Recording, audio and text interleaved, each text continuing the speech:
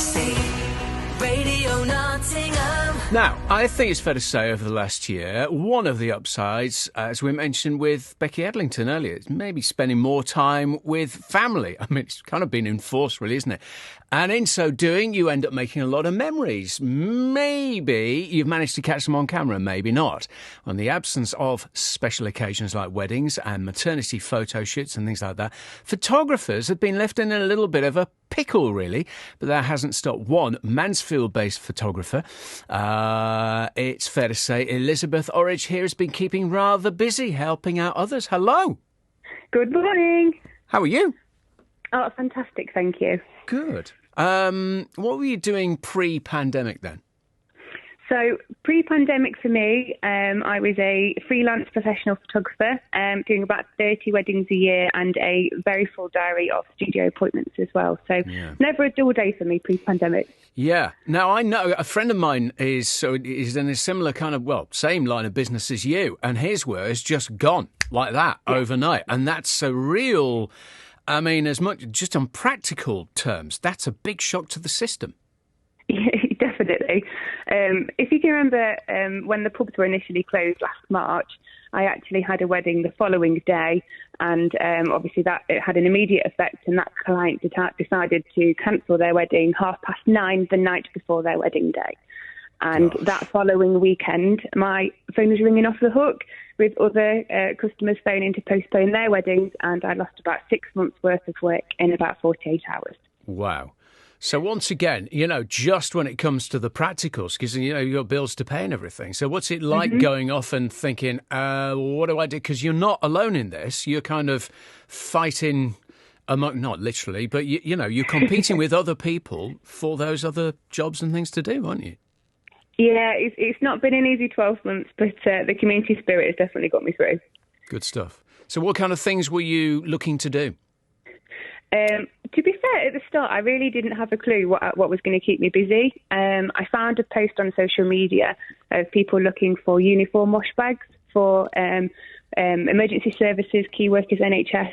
So I actually taught myself to sew with my very patient parents and put them online, and they'd all gone within about 5 minutes, and the inquiries were still coming. So I kind of found myself a way to keep busy, but also helping people putting their lives at risk to keep us safe. Oh, good for you. So hang on, let me get this right. You hadn't really sewed before this point? Nope. Right. So that's quite a thing to do to, like you say, teach yourself with some parental help. How long did it take to learn the skill? A couple of days, to be fair. I could sew in a straight line, but I couldn't turn a corner, couldn't go backwards, couldn't thread it up. So, but obviously we had a lot of time and a lot of patience. So, best time to learn, really. Yeah, absolutely. So what were these things that you were making then? So the uniform wash bags I was giving away for free, obviously to people on the front line. I did try and fund it myself to start with, but it very quickly turned into something bigger and bigger and bigger. So I actually started to make fabric face coverings, and I was selling them for £3. And each sale of one face covering funded the materials to make 2 uniform wash bags, which I could then give away for free. You're a good one, you are. How many of these things? I mean, there's quite a lot there with the masks and everything, but these wash bags, how many of those do you reckon you've actually made, all in all? To be fair, I'm not sure which numbers for which item, but I managed to sew over 1,000 items. So that was obviously the face coverings and the uniform wash bags. Wow! on a machine? Yes. That's impressive. Also, the face coverings, the sales, the money became almost too big that I couldn't sew that much. So the money raised from the face coverings, we raised 2,100, and I actually donated that to John Eastwood Hospice with a 2-metre long social distance check. That's brilliant. Seriously, that is seriously impressive. So, look, here we are with things beginning to ease a little bit. I mean, presumably now you are at least able to start putting photography dates back in your diary. Oh, it's fantastic. It's really lovely to put something in the diary rather than scribble it out. Yeah. But you're not going to just leave this. I mean, now you've mastered the art. You can't leave the sewing thing behind, surely.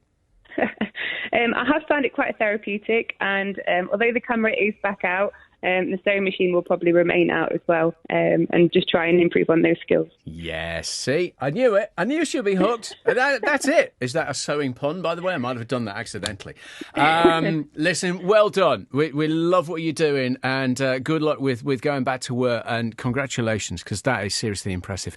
Elizabeth Orridge, who you just heard, making a difference here on BBC Radio Nottingham. Right, time for the win.